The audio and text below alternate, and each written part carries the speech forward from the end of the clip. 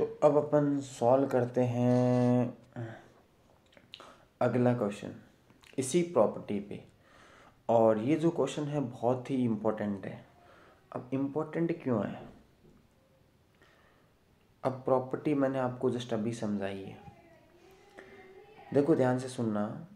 5 की पावर 61 को जब मैं डिवाइड करूँ 7 से तो रिमाइंडर क्या आएगा? यानी हमें निकालना क्या है? हमें निकालना है 5 की पावर 61 मोड 7। इस चीज़ को आपको कैलकुलेट करना है। तो हमारी उसी प्रॉपर्टी के अकॉर्डिंग अपन चले। प्रॉपर्टी मैं इधर लिख देता हूँ कि आपको समझ आ जाए डायरेक्ट क्या होती है।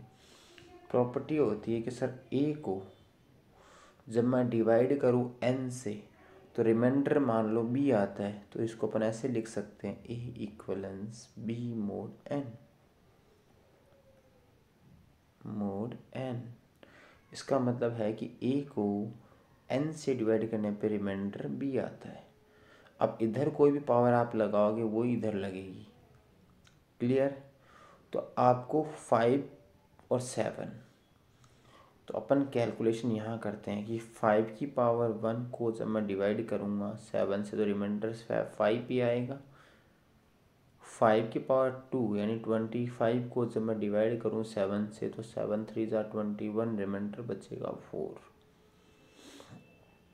2 से शुरू करते हैं, यानी अपन इस रिजल्ट के साथ अपन ऐसे लिख दें कि 25 यानी 5 की पावर 2 इक्वलेंस, जब मैं इसको 7 से डिवाइड करता हूँ रिमाइंडर आता है 4, तो ये 4 मोड 7 की इक्वलेंस है। समझ गए? अब चलते हैं 4 पे। 4 की पावर 1 4, 4 की पावर 2 16, 4 की पावर 3 64।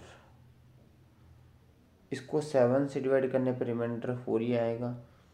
इसको 7 से डिवाइड करने पर रिमाइंडर 2 आएगा। और इसको 7 से डिवाइड कर रिमाइंडर 1 आएगा। 1 सबसे बेस्ट है। तो अगर जैसे मान लो पावर 3 है ना, 4 की पावर 3, अगर मैं इस साइड पावर 3 लगाऊं ऊपर पूरे पे, तो उधर भी मुझे अकॉर्डिंग टू द प्रॉपर्टी 3 लगाना पड़ेगा और ये आएगा मोड 7। यानी इधर तो हो गया 5 की पावर 6 हो गया और उधर हमारे पास हो गया 64 मोड 7। अब देखो 5 टू दी पावर 6। अब 64 को 7 से डिवाइड कर रिमाइंडर आता है 1, तो इसको तुम लिख सकते हो 1 मोड 7। अब मुझे पावर चाहिए कितनी? 61 पावर चाहिए अपन को, तो पावर 61 चाहिए ना। तो पावर 61 तो डायरेक्ट तो आ नहीं सकती।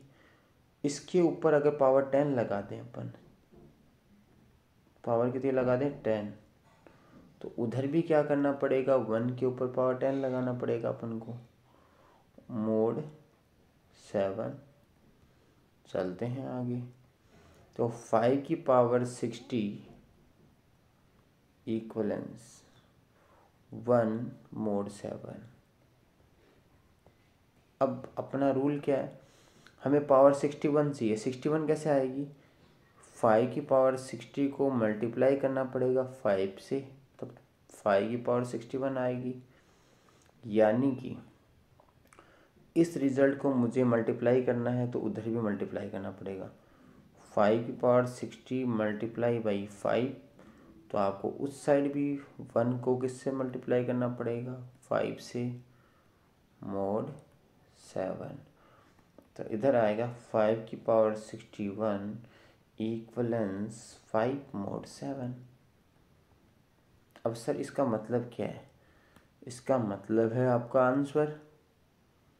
इसका मतलब है कि 5 की पावर 61 को 7 से डिवाइड करने पे रिमाइंडर क्या आएगा? 5।